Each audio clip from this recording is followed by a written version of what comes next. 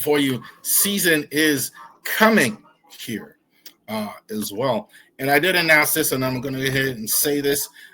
We are going to have we're going to have our instant reaction to college football. We've never done that, so we're going to do that. Week 1, we're going to react to, obviously, the Maryland game.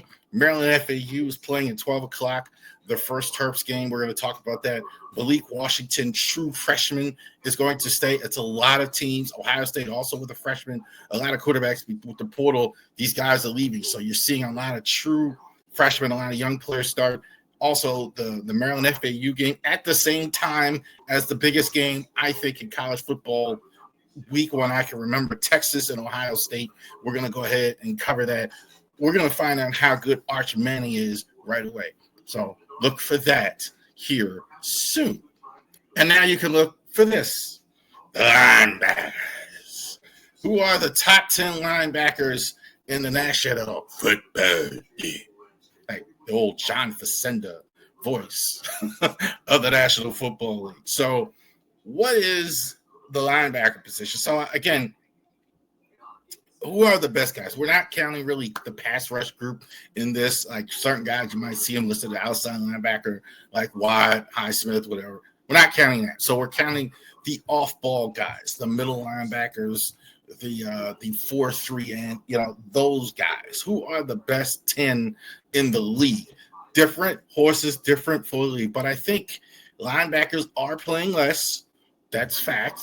But it's still very important to the run game and the pass game to have that group. You still need linebackers on the field. We haven't gotten to the point where we're just playing Canadian football. We have 12 guys with 4 wide. We still need linebackers. We still need interior. So who are the 10 linebackers in the league? I think the best 10 in the league.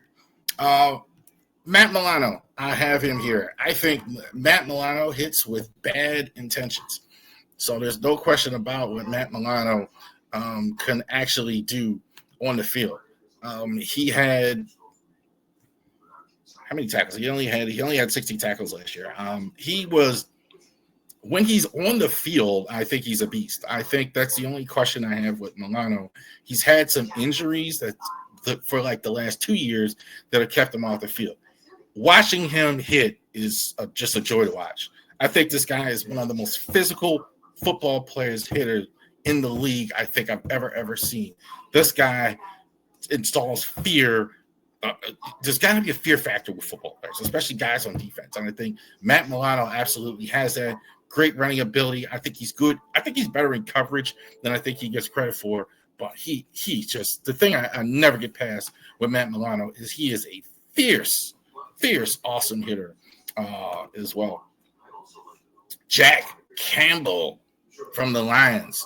So the Lions have a good defense. I think you talk about it for them, it really starts with Aiden Hutchinson as well. But they really have, I think, one of the better linebackers in I think they have one of the better linebackers, I think, in the NFL. Jack Campbell, really good college player, almost 100 tackles his first year, over 100 tackles last year. I think he's going to have a career where he's going to have 100 tackles a year, 100-plus tackles penciled in. This is an old-school football middle linebacker, period. See a lot of Zach Thomas in him.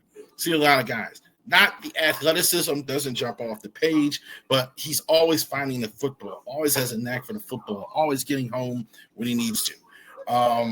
Always a guy playing on a good defense with good defensive players, but I think he does very well. I absolutely, you have to have a guy like Jack Campbell on your team, I think, for if you're a really good team, you definitely want a guy like that. Frankie Louvu for the Commanders as well. Louvu, I'm not going to put him in the Derek Brooks category quite yet, but he's really getting there. Almost, I think he's at 100 tackles. I think he's at 100 tackles 2 of the last 3 years as well. Started his career with the Jets, played with the Panthers, moved to Commanders last year, 8 sacks. His sack total is going up, getting about 100 tackles and about 8 sacks, so he's showing up on pass rush as well. Louvu, I think, is like the new version of the NFL linebacker. Not just a guy that's stopping the run or just good, but good in several different areas. That's what you see with Frankie Louvu, kind of like a better version of a Kyle Van Noy, right? If that makes sense. You need the pass rush, I got you. I need the run stop, I got you. He can do different things on the field. He's not playing with the great Bobby Wagner this year, so keep that in mind. So there's going to be more expectation on him. I think that helped, but I do think this is a guy with a lot of potential around him as well. Still young as well. Not a guy like he's only 28 years old. Still a lot of runway ahead of him. So Frankie Louvu for the Commanders have him at 8. Bobby Okereke. I think I'm saying that right. Why did you use him to say that? I should be saying his name right because he's an outstanding football player. Bobby Okereke for the Giants, tackling machine. That's what this guy is. You see the tackles as well. 132, 151, 149. Little bit of an injury last year. Started 93 tackles. I'm not fooled at all. Some people don't like him as much. He's not been on some great teams. He's not memorable. But there's nothing wrong with having a middle linebacker, inside linebacker that gets a ton of tackles. Absolutely nothing.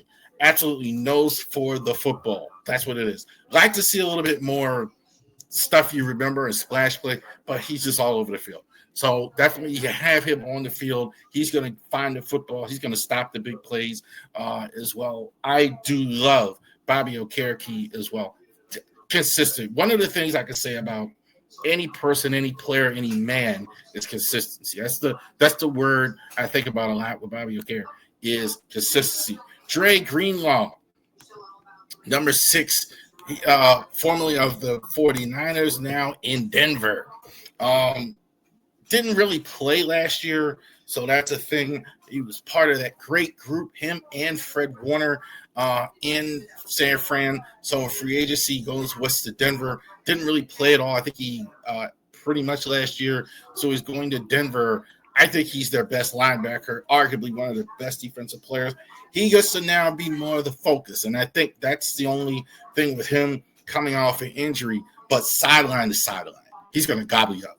He's going to absolutely gobble you up with his ability. I really like Dre Greenlaw's ability that not everybody has that. Not even good linebackers have that. A lot of linebackers are good going forward. Dre Greenlaw is good going to the sides, going to the end line.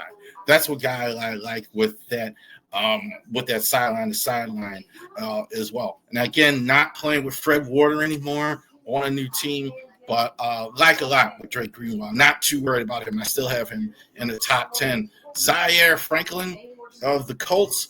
So I think the Colts, I said it a couple times. I think they have real problems as far as they go. But I do think Zaire Franklin isn't the problem. Zaire Franklin is an outstanding tackler. 173 tackles. I think that led the NFL last year. Fantastic tackling machine as well. They are good up the middle. I think he's the defensive leader. I think the defense is somewhat overstated, but Zaire Franklin's really good.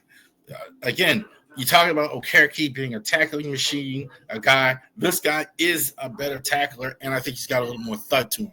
I think Zaire Franklin, you're going to know when you play against him that you played against him. So I think he does have that a little more shiftiness, a little bit more athleticism on top of that, but he's a real focused guy on making the tackle on defense, tackling machine as well. Zaire Franklin, number 5 for the Colts. I think still, and I think I've said this the last couple of years, one of the most underrated defensive players in the entire NFL has been Nick Bolton. Nobody talks about how good Nick Bolton has been for the Chiefs. 106 tackles as well. He's had 180 tackles, I think, 3 sacks. Like, again, Swiss Army knife. Does so many things well.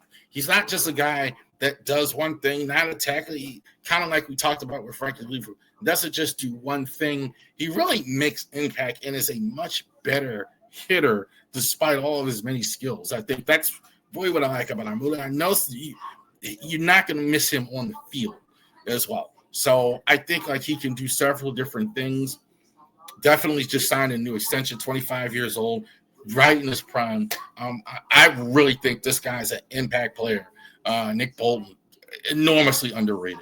That nobody talks about how good Nick Bolton is as well. Zach Braun, oh my goodness, he was fantastic last year with the Eagles. I think there's no way they win the Super Bowl without Zach Braun. As good as anybody, I think, in the league last year at the inside linebacker position. He really was. Just tackling machine all over the field. He had 151 tackles, 3 sacks. There was nothing he did. This came really a big surprise.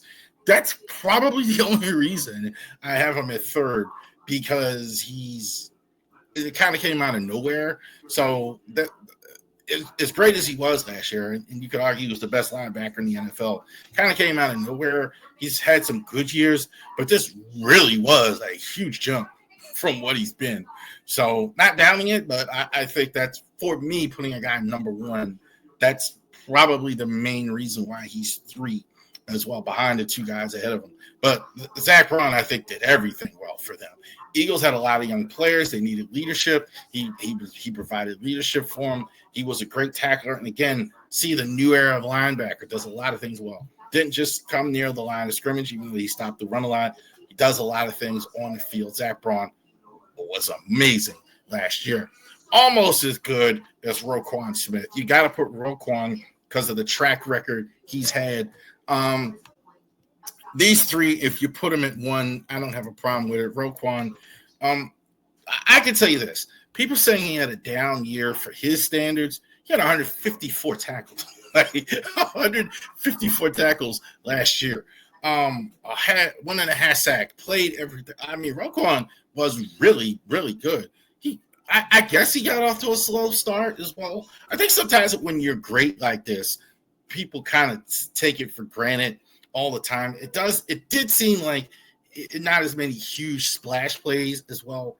That's possible, but I think Roquan is nothing to worry about. Roquan is number 2.